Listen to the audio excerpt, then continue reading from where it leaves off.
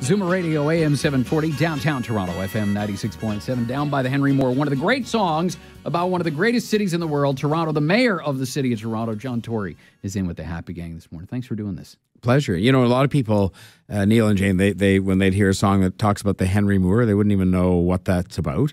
But it's about the sculpture that sits in front of the City Hall. Yeah. And at the time, I'm the only one of the three of us that is old enough to remember it was a huge political controversy that this sculpture, which was actually donated, was put in front of the City Hall, and people literally got themselves wound up into a tizzy about this thing, and it was ugly, and why was it going there, and so on and so forth. And I think the mayor of the day virtually almost lost his job over that item. Today, we'd sort of say public art like that is fantastic, and we'd welcome it, but that's what that song was based on. It's amazing. That was that.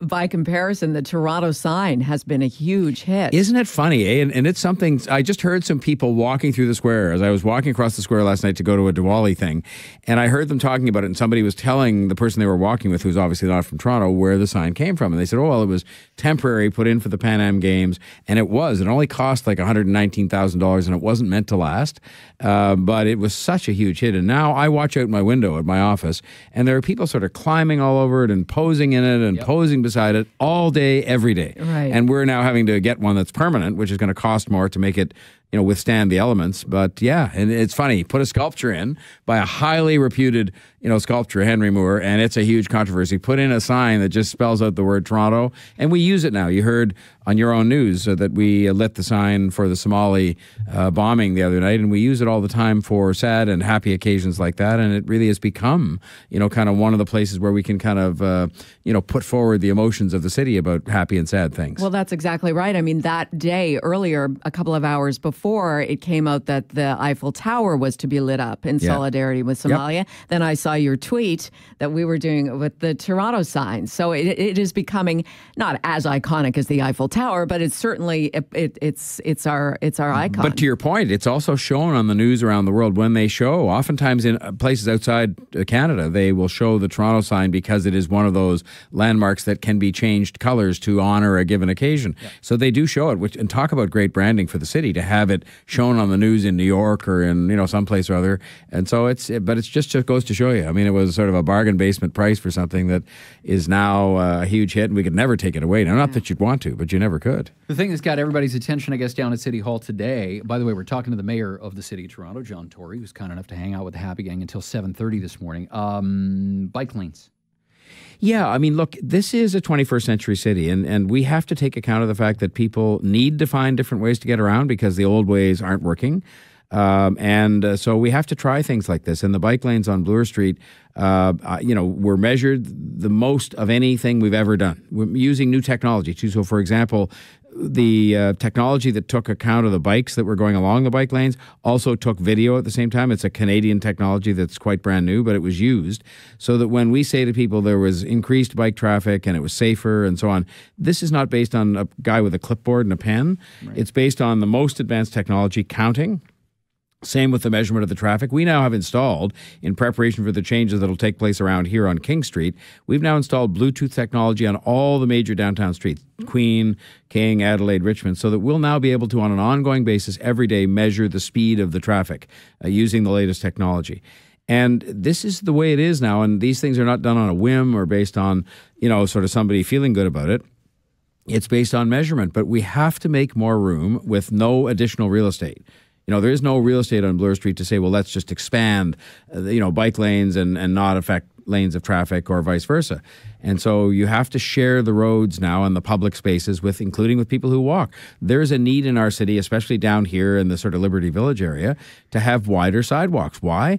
Because 30-40% of the people who live in areas like this and who want to live downtown so they can walk to work, they don't want to use a car. And so we just have to change, and change is painful for people. We have to change the way people get around and make allowances for everybody, including car drivers, to have their way of getting around a very busy city. What about, I'll make no bones about this, I'm an idiot. And so about a year or so ago... Would you agree with that, Jane? Sell yourself so Just short. checking. I wouldn't know, you see, but I mean, I notice you're very discreetly not answering that question. Anyway, go ahead, Neil. I floated an idea about a year ago, just in a conversation on the show, where I said, you know what, maybe Toronto needs to look at, and you can tell me instantly why this is a terrible idea, or maybe why it might work.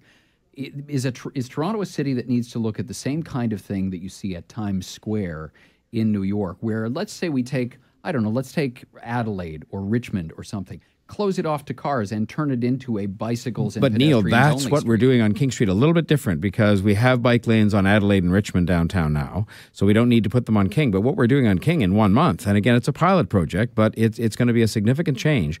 We are effectively saying there will be no through traffic on King Street. You can go along the street for only 1 block and then you'll have to turn right. So you can drop somebody off, drop off a parcel, whatever.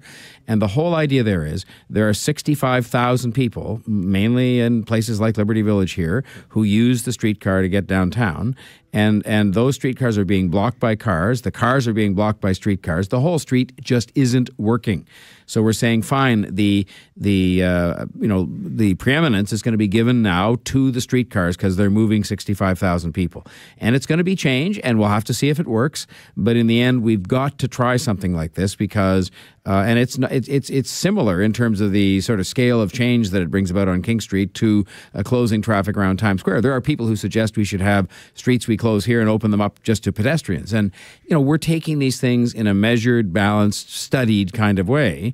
But it is just trying to adapt Toronto to the realities of the 21st century where people get around differently. We want them to go on transit. We want them to use bikes. We want them to walk so that we can have fewer cars on the road, which is good for the environment. It's good for the economy. It's good for families to have fewer cars and less congestion. I've been covering mayors in the city for 30 years in the news. Whether you agree with Mayor Tory or not, there's vision here. And I think that that's what this city needs. It needs somebody to stand up and say, this is what we need to do. Let's do it. Yeah. Exactly. Well, and no one would be happier to see things get relieved as far as congestion is concerned than Captain Frank. He's keeping an eye on things in Toronto traffic. If we could work towards the elimination of the needs of a traffic reporter, that would be... Wait a minute. You want to put yourself out of work? Captain, you'll be out of work then. It's not good. Think this through. Never mind that last part of what I said. Yeah, exactly. There. Drew Drive is a busy one out here right now, and as it always is, that West